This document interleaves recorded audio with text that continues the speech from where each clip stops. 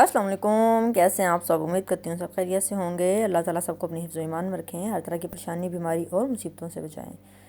तो जी आज इतनी सर्दी कि मेरा बुरा हाल हो रहा था। मैं रज़ाई में लेटी थी बच्चों को भेजने के बाद। जब सब चले जाते हैं तो मैं साथ ही नाश्ता कर लेती हूँ सुबह के टाइम ही, लेकिन आज मुझे भूख नहीं थी, दिल नहीं कर रहा था कुछ भी खाने को। तो मैंने कहा मैं थोड़ा सा लेट जाती हूँ, फिर उठ के काम करूँगी। तो जैसे ही मैं रज़ाई में लेटी हूँ, मुझे इतनी सर्दी लग रही थी कि ना नींद आ रही थी और ना समझ आ रही थी मैं क्या करूँ। फिर मैंने ऐसा किया कि अपना नाश्ता बनाया, पराठा बनाया और रात का सालन था आलू गोश्त का, तो ये मैंने लिया है और मैं जी आ गई ऊपर धूप में। और साथ में मैंने बनाई है प्यारी सी अपने लिए चाय। चाय तो मैं नाश्ते में ज़रूर पीती हूँ। अब सर्दी इतनी ज़्यादा है ना, तो चाय ज़्यादा पीने को दिल करता है।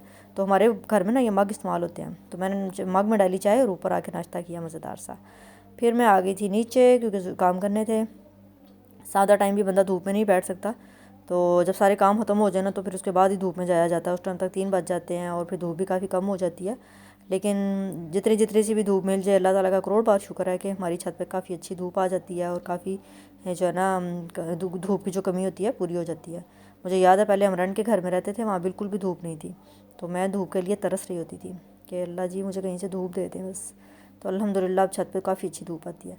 तो ये जी मैंने अपनी बेडशीट चेंज कर लिया है। मैंने मैट्रेस को जो सा चौड़ाई के रुख पे डाला हुआ है। तो काफ़ी लोग पूछते हैं कि आपने मैट्रेस को ऐसे क्यों रखा हुआ है। तो इसकी वजह यह है कि मेरे जो सा ना मेरा हड्डियाँ का ऑपरेशन हुआ है, तो उसके बाद से डॉक्टर ने मुझे बहुत सख्ती से मना किया है कि आपने ज़ोर नहीं लगाना, कोई वज़न नहीं उठाना। तो आपको पता है कि मैट्रेस इतना टाइट होता है कि उस पर चादर फिक्स ही नहीं होती, इसलिए मैंने चौड़ाई पर रखा है ताकि चादर बिछानी और उतारनी मेरे लिए आसान हो जाए। आ गई थी मैं उसके बाद किचन में, क्योंकि ख़वातीन का जो सा ज़्यादा दिन का हिस्सा किचन में ही गुज़रता है। और ये मैंने लिया है स्टैंड बर्तनों वाला। अमूमन सबके घरों में ऐसे ही होते हैं और काफ़ी देर से ही होंगे, लेकिन मैंने फ़र्स्ट टाइम ख़रीदा है।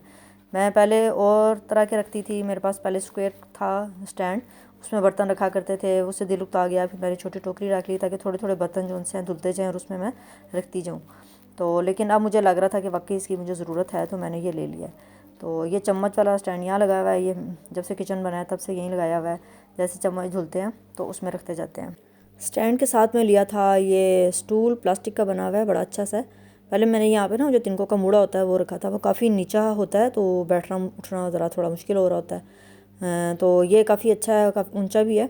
तो इसमें स्टूल पे बैठ के जो सा कटिंग भी आराम से हो जाती है, शेल्फ पे रख के ना वेजिटेबल कट करना हो तो वो भी आसानी हो जाती है। तो ये काफ़ी ऊंचा है, इसलिए मुझे बड़ा अच्छा लगा था, मैंने ले लिया।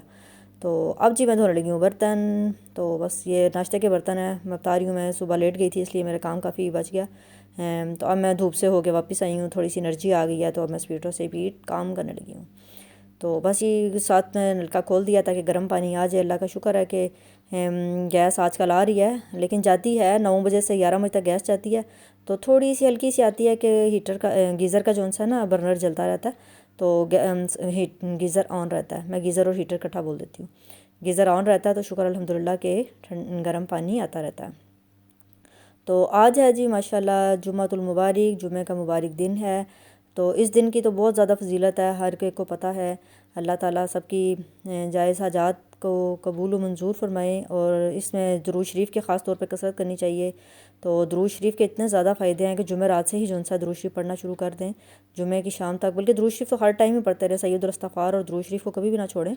तो ये दो जो है ना हर टाइम इनका ज़िक्र करते रहें, तो अल्लाह ताला बहुत सारी मुश्किलात और परेशानियों से बचाते हैं और ज़िंदगी बहुत आसान हो जाती है। तो दुरूद पाक के तो इतने फ़ज़ाइल हैं, इतनी बरकतें हैं।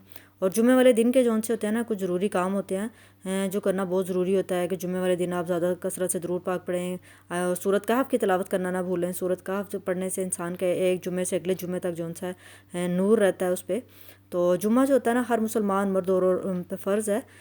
तो औरतें भी जुम्मा पढ़ सकती हैं। मुझे याद है शादी से पहले जब हम जाया करते थे अम्मी के साथ, मस्जिद में भी जाया करते थे, बहुत अच्छा लगता था। वहाँ बहुत सारी ख़वातीन आती थी जुम्मा पढ़ने के लिए। लेकिन यह कि औरतों पे जुम्मा फ़र्ज़ नहीं है, मर्दों पे तो फ़र्ज़ है। तो इसलिए मर्दों को जो सा ना जुम्मे की नमाज़ बड़े ध्यान से पढ़नी चाहिए। बच्चों को बचपन से ही आदत डाल देनी चाहिए कि जुम्मे की नमाज़ जो सी है बहुत ज़रूरी होती है। बल्कि पूरा जुम्मा जो सा ना जुम्मा सुनना, उसका खुतबा, पहला खुतबा जो होता है उससे लेके सारा जुम्मा और बाद में नमाज़ पढ़ना, ये बहुत ज़्यादा ज़रूरी होता है। तो जुम्मे की जो सी है नमाज वो 4 टाइप के लोगों पे जो सा नहीं होती कि उनके लिए आज़ादी होती है कि अल्लाह ताला ने आसानी की हुई है। जैसे कि ग़ुलाम होते हैं, औरतें होती हैं, बच्चा और मरीज़, ये 4 जो कैटेगरी हैं, इन पे नमाज जुम्मे की फ़र्ज़ नहीं होती। अगर कोई ग़ुलाम है किसी का, उसका आका अगर उसको इजाज़त नहीं देता, उसका मालिक इजाज़त नहीं देता, तो उसको लिए अल्लाह ताला ने रियायत रखी हुई है। औरतों पे रियायत है क्योंकि उनको किस किस हालत में होती हैं, वो जुमा नहीं पढ़ सकती, इसलिए औरतों के लिए भी ये रियायत है। बच्चों पे वैसे ही नहीं होता, जब तक वो मर्द बालिग नहीं हो जाते बच्चे जो हैं, तब तक उन पर जुमा फ़र्ज़ नहीं होता।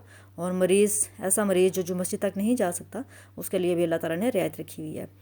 तो जो औरतें जुमा नहीं पढ़ सकती, मस्जिद में नहीं जा सकती, वो ये है कि घर में जो है ज़ोहर की नमाज़ अदा करें।